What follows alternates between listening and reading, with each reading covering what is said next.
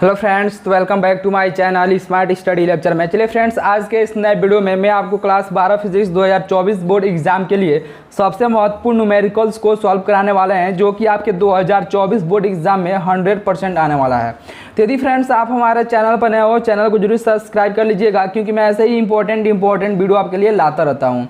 चलिए friends, video को शुरू करते हैं। देखिए फ्रेंड्स, जो आपका क्वेश्चन नंबर तीसरा दिया है, देखिए इसके पहले मैंने आपका पार्ट 1 पार्ट 2 अपलोड कर दिया है, ये आपका पार्ट 3 है। ठीक है, तो देखिए जो क्वेश्चन नंबर तीसरा दिया है कि जब एक प्रकाश किरण यन अपवर्तनांक के माध्यम में प्रवेश करती है, तब अपवर्तन कोण का जो मान है आपतन कोण का आधा रह जाता है, तो आपतन कोण का मान क्या होगा। देखिए आपको क्वेश्चन को क्या करना है, बोर्ड एग्जाम में जब भी आपका न्यूमेरिकल्स आएगा उसको एक बार आपको अच्छे से पढ़ना है। ठीक है, देखिए यहाँ पे एक बार और पढ़ ले रहे हैं। देखिए जब एक प्रकाश किरण यन अपवर्तनांक, यानी कि आपका यहाँ से आपका दे दिया है यन अपवर्तनांक, अपवर्तनांक का मतलब यन का मान दे दिया है, के माध्यम में प्रवेश करता है, तब अपवर्तन कोण, देखिए अपवर्तन कोण क्या होता है फ्रेंड्स, तो आपका आर होता है का मान जो है आपतन कोण का आधा रह जाता है। तो आपतन कोण देखिए क्या होता है, आपका आई होता है, आधा रह जाता है, तो आपतन कोण का मान हमको बताना है कि क्या होगा। तो देखिए आप यहाँ पे क्वेश्चन में समझ लिए कि क्या क्या बोल रहा है।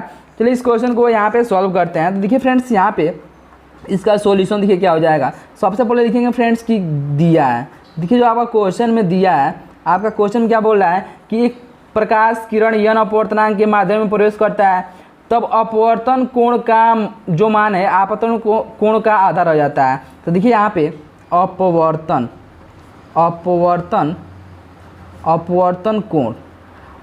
कोण क्या होता है, आपका आर होता है, और आपतन कोण क्या होता है, आपका आई होता है। चूँकि आपका प्रश्न में क्या बोल रहा है कि अपवर्तन कोण का मान आपतन कोण का आधा रह जाता है, तो यहाँ पे लिखेंगे फ्रेंड्स कि प्रश्नानुसार, क्या लिखेंगे कि प्रश्नानुसार। देखिए यदि आप बोर्ड एग्जाम में ऐसे क्वेश्चन को सॉल्व करेंगे तो आपके एक भी नंबर नहीं कटेगा। ठीक है, तो यहाँ पे लिखेंगे प्रश्नानुसार। आपका बोल रहा है कि आप अपवर्तन कोण का जो आपका अपवर्तन कोण आर है वो आपका आपतन कोण का क्या है, आधा रह जाता है। आपका क्वेश्चन में दे दिया है अपवर्तन कोण का मान आपतन कोण का आधा रह जाता है, तो आपतन कोण का मान हमको बताना है कि क्या होगा।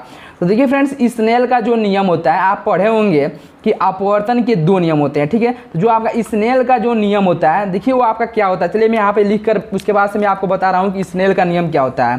तो देखिए फ्रेंड्स, यहाँ से स्नेल के नियम से, तो n बराबर आपका देखिए क्या होता है, तो आपका होता है साइन आई बटे में साइन आर होता है।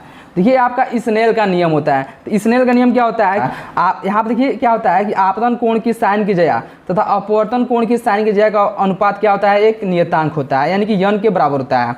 तो यहाँ पर देखिए फ्रेंड्स, यानी कि साइन आई दिया है, तो यहाँ पर लिखेंगे साइन आई और बट्टे में साइन आर। आर के जगह पर देखिए क्या रखेंगे, तो आर का जो मान है वो आपका आपतन कोण का क्या है, आधा रह जा रहा है, तो आर के जगह पर हम रखेंगे I/2।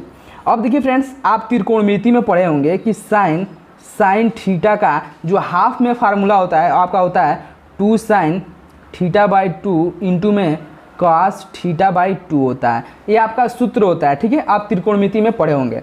तो देखिए यहाँ से आपका हो जाएगा फ्रेंड्स कि साइन आई दिया है, तो साइन आई को हम क्या लिख सकते हैं, तो यहाँ से आपका देखिए फ्रेंड्स क्या हो जाएगा, यहाँ से आपका हो जाएगा 2 sin थीटा, तो थीटा जब आप कितना दिया आई, तो 2 sin I/2 इंटू में cos थीटा, तो थीटा जब हो जाएगा I/2 और पूरे के बट्टे में आपका क्या हो जाएगा साइन I/2 हो जाएगा। इतना तक समझ में आ गया। अब देखिए क्या हो जाएगा फ्रेंड्स कि साइन I/2 से साइन I/2 कैंसिल हो जाएगा, तो आपको क्या मिल जाएगा, तो यहाँ से आपका मिल जाएगा 2 cos I/2, यानी कि यन का मान कितना आ गया 2 cos I/2। तो हमको मान किसका ज्ञात करना है, यहाँ पर आपका क्वेश्चन में देखिए बोल रहा है कि आपतन कोण का मान क्या होगा, आपतन कोण यानी कि आई का मान हमको बताना है कि क्या होगा। तो देखिए फ्रेंड्स, यहाँ से आपका क्वेश्चन में कितना आ गया है, तो यहाँ पर देखिए फ्रेंड्स आपका आ गया है यन बराबर आपका कितना आ गया है 2 cos I/2, यानी कि हमको आई का मान ज्ञात करना है। तो यहाँ पर देखिए 2 जो दिया है cos I/2 से क्या है, गुणा में है, तो इधर आकर क्या हो जाएगा, बट्टे में हो जाएगा,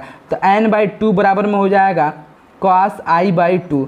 तो I/2 का जब देखिए यहाँ से जब हम I/2 का जब मान ज्ञात करेंगे फ्रेंड्स, यहाँ से देखिए क्या हो जाएगा I/2 बराबर में आपका यहाँ से आपका हो जाएगा फ्रेंड्स कि cos इनवर्स n/2 हो जाएगा।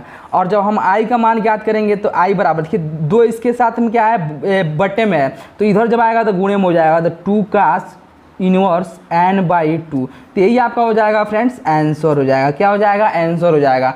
तो आशा करते हैं फ्रेंड जो आपका यहाँ पे क्वेश्चन नंबर तीसरा दिया है ये आपको अच्छे से समझ में आ गया होगा। अब चलिए देखते हैं क्वेश्चन नंबर चौथा।